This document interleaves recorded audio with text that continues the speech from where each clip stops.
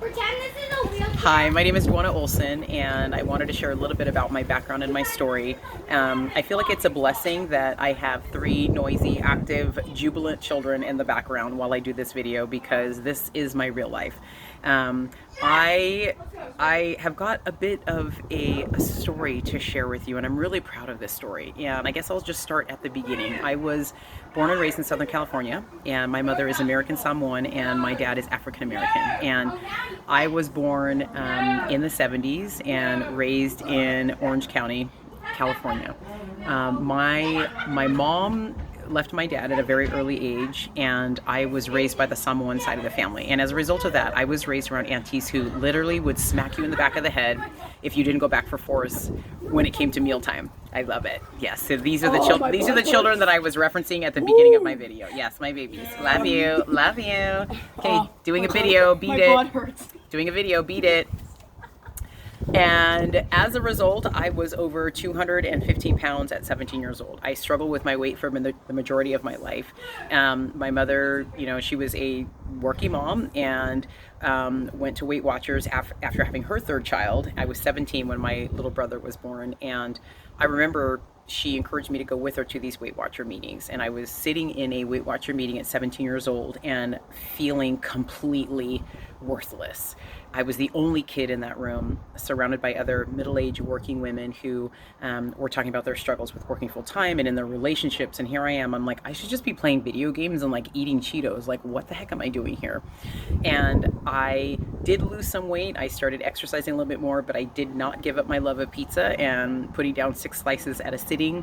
But what I did learn was the power of group connection. I listened to the stories of these women, and I did feel, I heard them, and I thought it was very interesting, the dynamic of raising children and how hard that was. It was helpful to me as a child, and everything that my mom was going through raising my sister and I as a single parent before she remarried. So fast forward, I started working in the corporate world, and the whole freshman 15 they talk about in college, I definitely put on about 15 to 20 working in the corporate world, especially with a cafeteria on site with delicious food and the food trucks and vendor lunches and all that. So in my 20s, I struggled with my weight, and I met my husband at the company that we were working for, and we had kids. So 3 children, and gained a ton of weight with each of them. I've never given up my love, obviously, of pizza or Del Taco. And I worked really hard to lose the weight, and I did that through in-home fitness programs. I did eventually join a gym with him. And fast forward a little bit, after our 4th child, we actually suffered a tremendous loss. I have a subchorionic hematoma, and I was diagnosed at about 12 weeks. And at 19 weeks, I was put on bed rest. At just under 24 weeks, I went into the hospital with severe bleeding. And I was told that the fibrinogen of healthy women was over 300, and I was at a low less than 20. And it was either they deliver my son or we both go.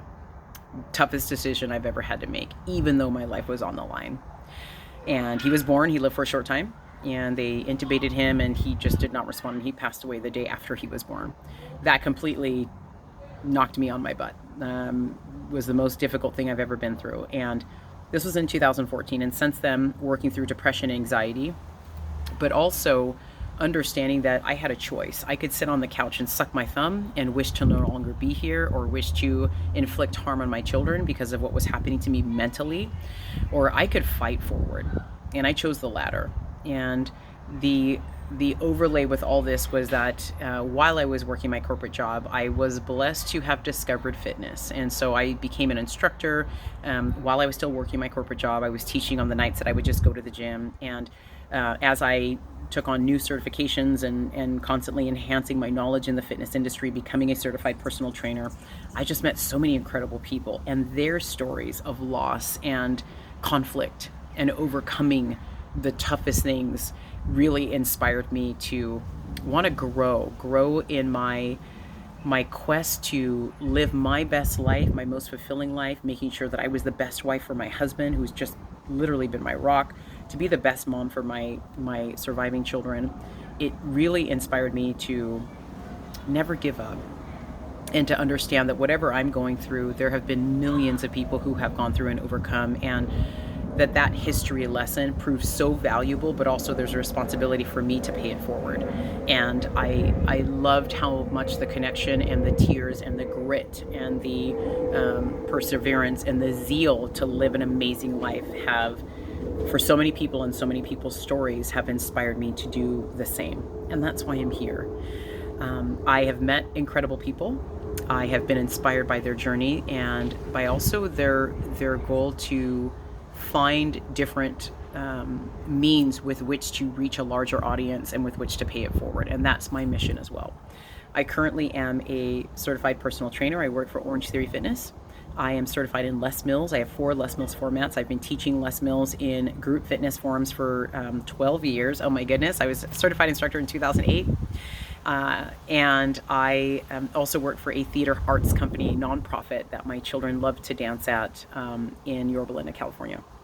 My goal with this video, again, is to connect with other like-minded individuals who see the bigger picture, understand that no matter what our situation, we always have choice. And it's the moments that we choose to exercise choice, not necessarily in the choices themselves, but in those moments where we are jockeying between the right decision and the decision that we know potentially could hold us back or help us feel stuck, versus the one that will allow us to open up that window and let a little bit more light into our soul and into our mind and into our daily activity.